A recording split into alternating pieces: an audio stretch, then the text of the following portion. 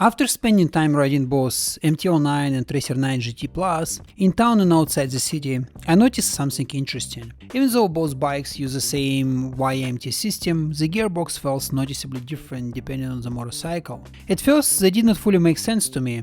Same engine, same platform, same transmission, yet the riding experience wasn't the same at all. So I started digging deeper, trying to understand what exactly causes this difference. And that's what I want to explain in this video. Because Y-AMT is often judged as a single piece of technology, when in reality the context around it completely changes how it behaves. In this video I want to talk about Yamaha Y-AMT, Yamaha automated manual transmission, and not just what it is, but why people often misunderstand it. Very often Y-AMT is judged in isolation. People try it on one bike, form an opinion, and stop there.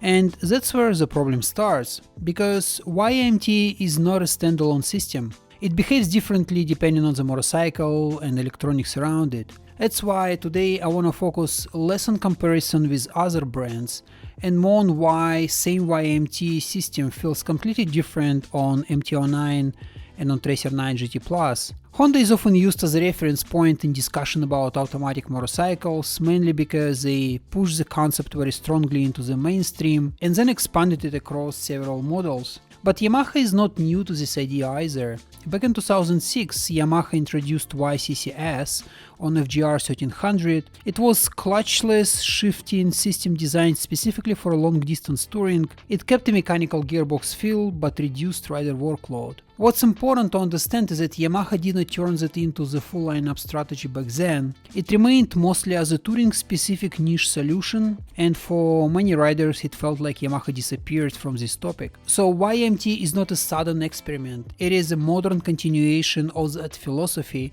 made possible by lighter hardware and much more advanced electronics available nowadays. Y-AMT is an automated manual transmission. Instead of replacing the gearbox, Yamaha keeps a standard manual gearbox, adds electronic actuators for clutch and shifting, and controls everything through electronics. The system is lightweight, modular, and easy to install across many bikes. That's why it can be used on CP2 and CP3 platforms such as MT-07, MT-09 and Tracer models without redesigning the entire engine. And this modularity is exactly why some people think this is cheap system. Why put it on flagship bike? That question only exists if you look at Y-AMT alone. Y-AMT is the same system on MT-09 and Tracer 9 GT Plus, but the experience is completely different. Why? Because Tracer 9 GT Plus, Y-AMT is not working alone. It is part of fully integrated electronic ecosystem, and this is what people usually miss. So let's look at both bikes. On MT-09 you have conventional suspension, fewer touring-oriented electronics, and aggressive sporty character. So here Y-AMT feels raw, mechanical, sometimes abrupt, especially in lower gears. In automatic mode, gear choices can feel a bit disconnected. In manual mode it is great, engaging, responsive and natural. This is where many people stop and say, Y-AMT is jerky, it's not refined, but that's only half of the story. On Tracer 9 GT Plus, Y-AMT is supported by multiple advanced systems working together. This is where magic happens. So first of all there is KADS. Tracer 9 GT Plus uses KYB semi-active suspension. During automatic gear shifts, suspension damping is adjusted for milliseconds, body pitching is reduced, shift shock is softened. This alone makes Y-AMT feel dramatically smoother than MT-09. It is same gearbox, same shift mechanism, very different result. And then there is backslip regulation. Tracer 9 GT Plus also has updated 6-axis IMU system with backslip regulation. BSR controls rear wheel slip during engine braking, especially during downshifts. So when Y-AMT downshifts, engine braking is managed electronically.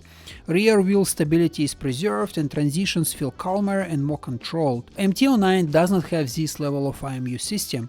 That's why MT-09 feels more abrupt, GT Plus feels more composed.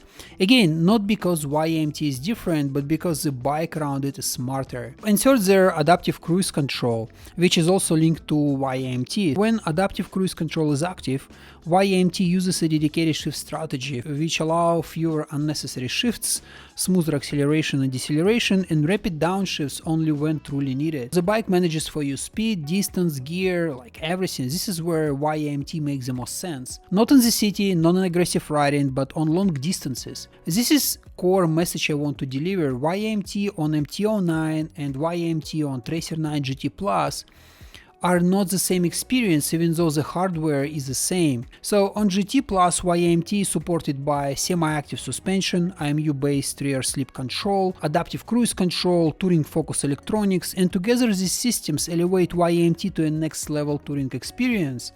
Without this context, people assume why you put simple system on a flagship bike. With the context, the answer becomes more obvious. So I believe there is no perfect transmission. Every system targets a different rider. Y-AMT is not trying to be something else. It's a manual automated transmission that keeps mechanical feel, reduces effort, scales with electronics. On simpler bikes, it feels raw. On highly integrated platforms like Tracer 9 GT Plus, it feels refined, calm, and addictive. It is same system, but different ecosystem, which brings us to different results. And once you understand that, Y-AMT starts to make a lot of sense. Thanks for watching, and I'll see you next one. Cheers!